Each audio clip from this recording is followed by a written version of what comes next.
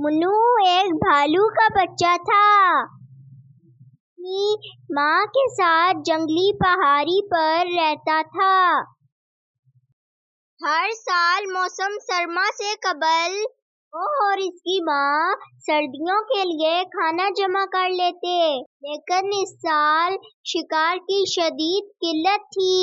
نہ تو ان کو بہتے دریا میں مچھلیاں مل رہی تھیں اور نہ ہی خرگوش وغیرہ، اور نہ درختوں پر شہد نظر آ رہا تھا۔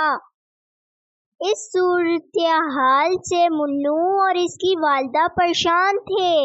اپنی والدہ کی پریشانی دیکھ کر منو بھی بہت فکر مند تھا۔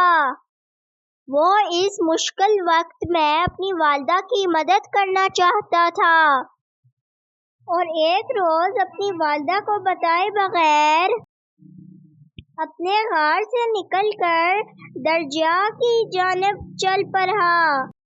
کافی دور جانے کے بعد اسے احساس ہوا کہ وہ راستہ بھول گیا ہے۔ اس نے سوچا کہ شاید اس راستے پر جانے سے کا کوئی ذریعہ تلاش کر لوں۔ یہ سوچ کر وہ چلتا رہا۔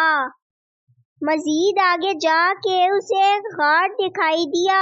پہلے تو وہ اسے دیکھ کر ذرا ہچکچایا، لیکن پھر وہ غار میں داخل ہو گیا۔ منو نے اس غار میں ایک بڑا سا ڈبہ دیکھا۔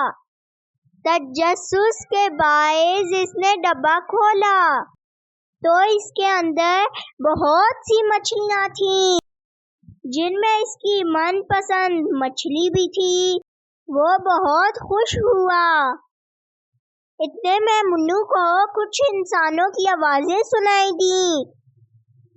دو انسان اس غار میں داخل ہوئے۔ جیسے ہی انہوں نے منو کو دیکھا تو فوراً اسے پکڑ لیا۔ اتنے میں منو کی والدہ اپنی دوست کے ساتھ منو کو ڈھونڈنے نکلیں۔ جب وہ غار کے پاس پہنچی تو انہیں منو کی چلانے کی آوازیں سنائی دیں۔ وہ جلدی سے غار کے اندر چلی گئیں۔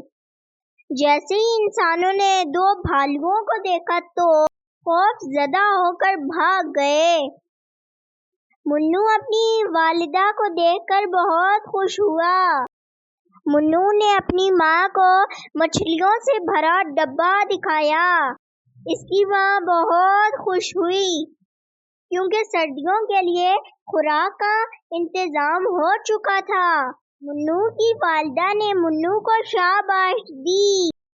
اب وہ دونوں خوشی خوشی گھر کی طرف چل پڑے۔ میری کہانی دیکھنے کے لیے بہت بہت شکریہ۔